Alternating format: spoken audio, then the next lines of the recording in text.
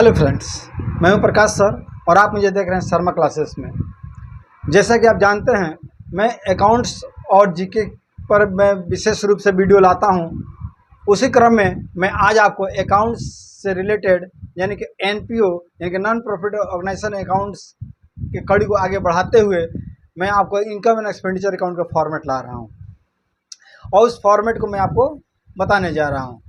तो आप इस फॉर्मेट को समझिए।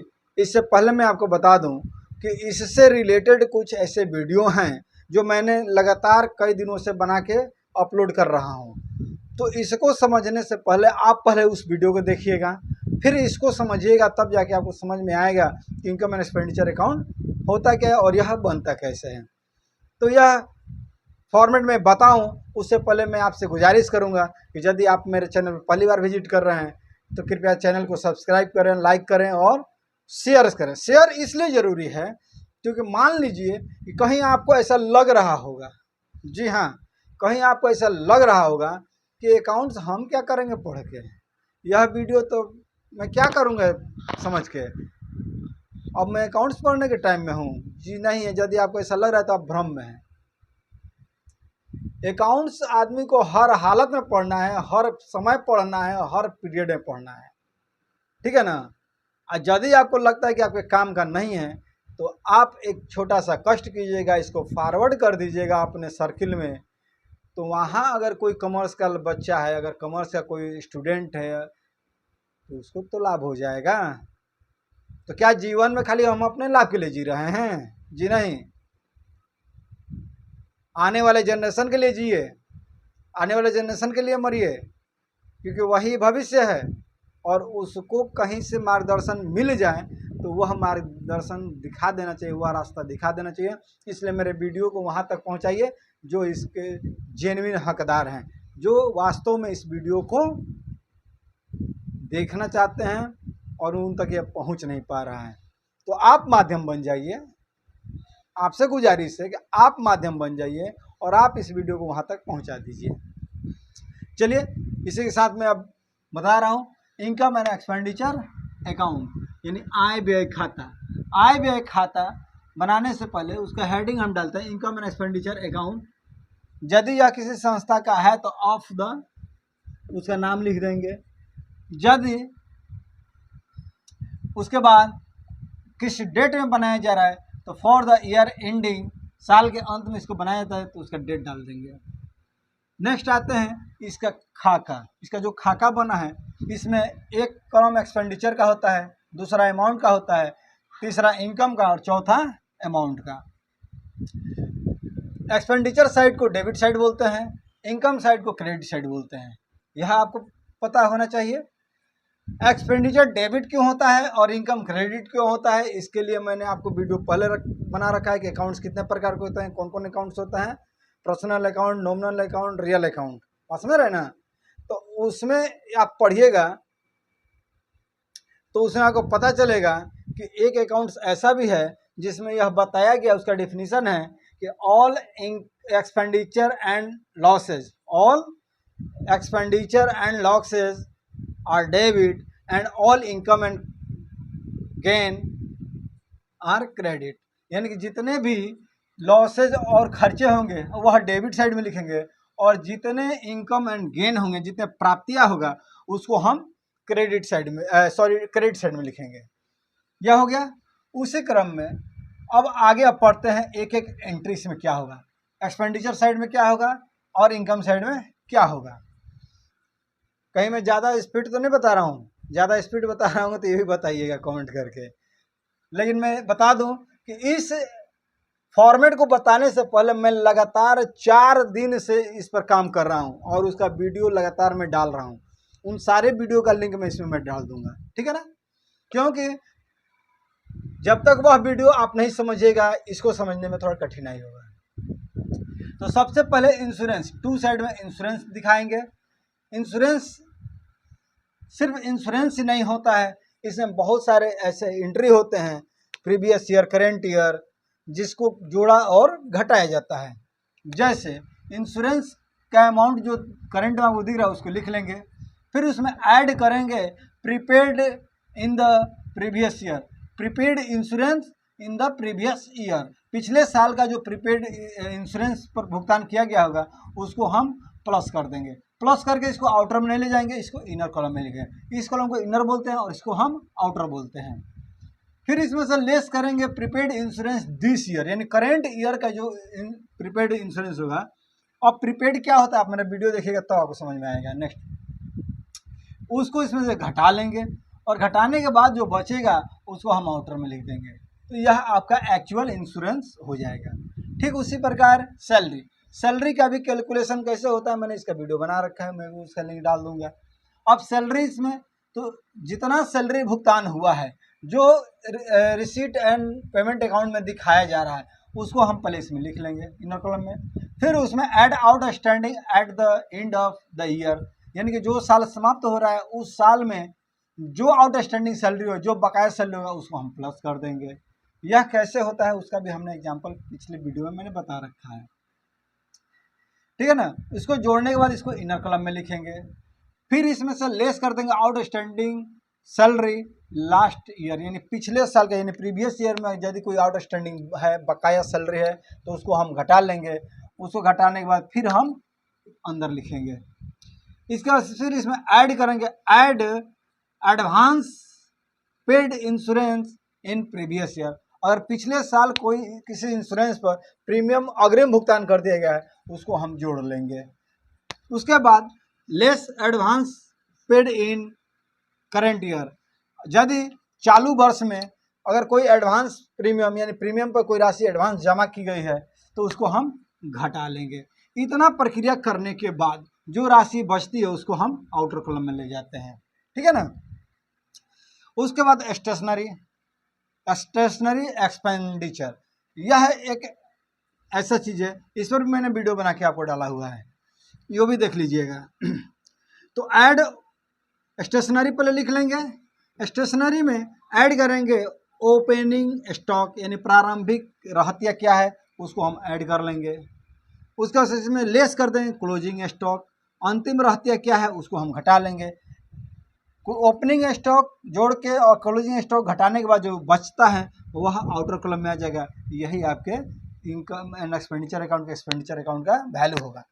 उसके बाद इसमें बहुत सारे एंट्रियां हैं जो टू साइड में, जैसे रिपेयर हो गया, डिप्रिसिएशन हो गया, ऑल चार्जेज हो गया, प्रिंटिंग एंड स्टेशनरी हो गया, इलेक्ट्रिसिटी चार्ज हो गया, मतलब और भी तरह के जो चार्जेज है वो हो गया, बैड डेब्ट्स हो गया, ऑडिट भी हो गया, बैंक चार्ज हो गया। इसके अलावा भी बहुत सारी एंट्रियां हैं जो एक्सपेंडिचर साइड में किया जाएगा। वह जानने के लिए आप मेरे डिस्क्रिप्शन में इसका PDF में डाल दूंगा, वहां से आप देख लीजिएगा क्या क्या एंट्री इसमें किया जाए। उसके बाद उस एंट्री में जो आपको नहीं समझ में आ रहा, उस एंट्री में कहीं आपको दिक्कत है तो आप हमसे संपर्क कीजिएगा, मैं आपको उसको हर पॉइंट को क्लियर करूंगा। तो ये रहा एक्सपेंडिचर साइड का आपका एंट्री। अब आते हैं इनकम साइड में। इनकम साइड में आते हैं तो सबसे पहले सब्सक्रिप्शन का चंदा, यह नॉन प्रॉफिट ऑर्गेनाइजेशन है, यानी कि ऐसा संस्था है जो लाभ के लिए नहीं काम करते, यानी कि गैर लाभ के लिए, यानी कि चैरिटी, यानी उसे क्या बोलते हैं, सेवार्थ जो काम किया जाता है उसके लिए सब्सक्रिप्शन यानी चंदा जो आता है उसका हिसाब किताब पहले लिखते हैं। तो सबसे पहले चंदा का काम करेंगे।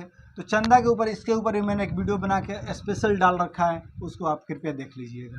तो subscription received during the year, यानी कि चालू वर्ष में कितने चंदे आपने कलेक्ट किए, कितना प्राप्त किए, उसको हम इनर कॉलम में लिखेंगे। इसमें add outstanding subscription at the end of the year, यानी कि जो वर्ष समाप्त हो रहा है उस वर्ष में कितना आउटस्टैंडिंग सब्सक्रिप्शन बाकी है उसको हम प्लस कर देंगे।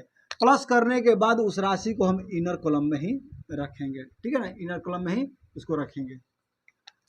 इसके बाद इसमें से less outstanding subscription in the beginning, यानी कि जो प्रारंभ में, जो शुरू में जो आउटस्टैंडिंग होगा उस प्रारंभिक आउटस्टैंडिंग को इसमें से घटाया जाता है और घटाने के बाद उस राशि को यहाँ नीचे लिख दिया जाता है, ठीक है।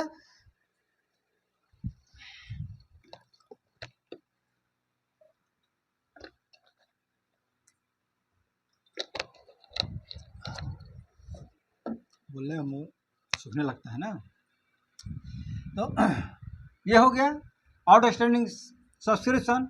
उसके बाद इसमें ऐड होता है advance received subscription last year, यानी पिछले वर्ष अगर किसी प्रकार का सब्सक्रिप्शन एडवांस में रिसीव किए हैं तो उसको उसमें प्लस कर देंगे।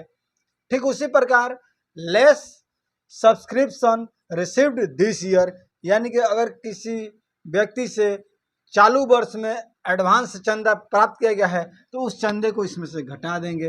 इतना जोड़ने घटाने के बाद जो बचेगा उसे हम आउटर कॉलम में ले जाएंगे फाइनली। उसके बाद आता है और एंट्री भी है इसमें, ऑल टाइप्स ऑफ रेंट। अब रेंट में आप थोड़ा कंफ्यूज होइएगा कि ये तो इनकम है और रेंट मालूम पड़ता है कि यह तो खर्च है, क्योंकि अमूमन सब लोग रेंट को खर्च के रूप में जानते हैं। तो आप यहाँ कंसेप्ट अपना क्लियर कर लीजिए, रेंट खर्च भी है और आमदनी भी है। फिर कंफ्यूजन हो गए हैं कि रेंट को खर्च भी कर रहे हैं और आमदनी भी कर रहे हैं, एक्सप्लेन करें। तो सुनिए, जब आप किसी के घर में रहते हैं तो आप रेंट देते हैं तो खर्च हो गया। यदि आपके यहाँ कोई रहता है और वह आपको रेंट दे रहा है तो वह आपके लिए आय हो गया। तो यहाँ जो रेंट लिखा गया है यह आय के रूप में आ रहा है। अगर यह रेंट इधर लिखा जाएगा तो वह भुगतान के रूप में यानी खर्चे के रूप में लिखा जाएगा एक्सपेंडिचर साइड में।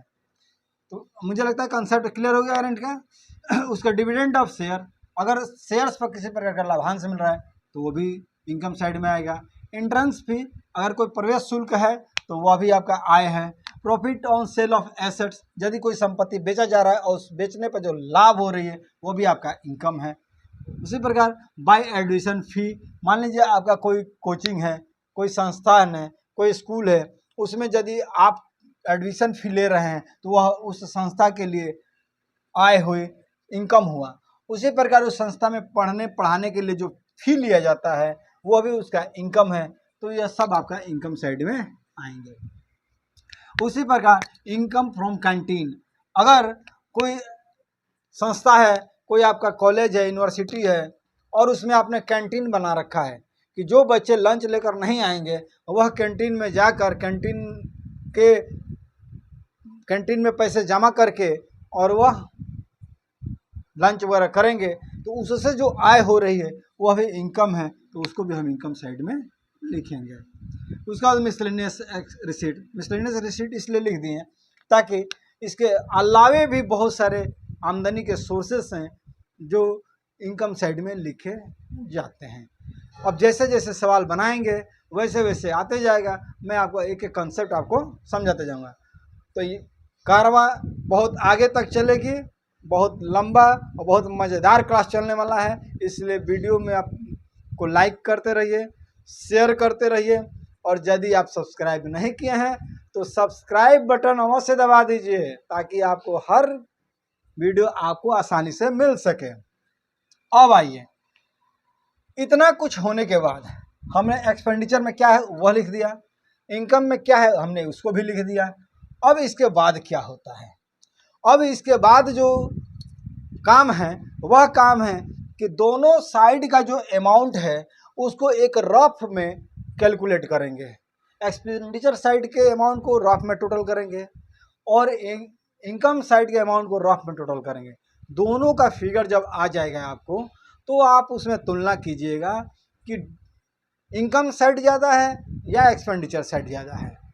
ठीक है ना, हम दोनों कंडीशन आपको यहाँ बता रहे हैं। तो पहला कंडीशन हम बता रहे हैं कि इनकम ज़्यादा हो गया, तो इनकम जो ज़्यादा हो गया उसका यहाँ अमाउंट लिख देंगे। ठीक, वही अमाउंट दूसरे कॉलम में आ जाएगा, न कि इसका टोटल है, इसका टोटल नहीं आएगा। जिस कॉलम का अमाउंट ज़्यादा रहेगा वही अमाउंट दूसरे कॉलम में जाएगा। मान लीजिए इनकम साइड का ज़्यादा हुआ तो वही अमाउंट आपका एक्सपेंडिचर साइड में जाएगा, और मान लीजिए एक्सपेंडिचर साइड में ज़्यादा अगर हो गया तो एक्सपेंडिचर साइड वाला अमाउंट ही आपको इनकम साइड में जाएगा। यह कॉन्सेप्ट एकदम क्लियर रखिए कि दोनों साइड को रफ में इसलिए जोड़वा रहा हूँ कि आपको यह जानकारी मिल जाए कि किस साइड में ज़्यादा अमाउंट है। तो जिधर का ज़्यादा होगा वही अमाउंट दोनों कॉलम का टोटल होगा। समझ गए ना। अब इसके बाद क्या होगा, एक साइड तो कम है तो उस कम को क्या करेंगे? तो जब एक साइड कम है तो उसके बारे में जानिए। मान लीजिएगा आपकी इनकम साइड ज़्यादा है और एक्सपेंडिचर साइड कम है, तो उसको बोलते हैं सरप्लस। उसको क्या बोलते हैं? सरप्लस। और उसको लिखते हैं surplus excess of income over expenditure. तो क्या लिखते हैं? सरप्लस एक्सेस ऑफ इनकम, यानी एक्सेस ऑफ इनकम यानी इनकम ज़्यादा है ओवर एक्सपेंडिचर यानी एक्सपेंडिचर से।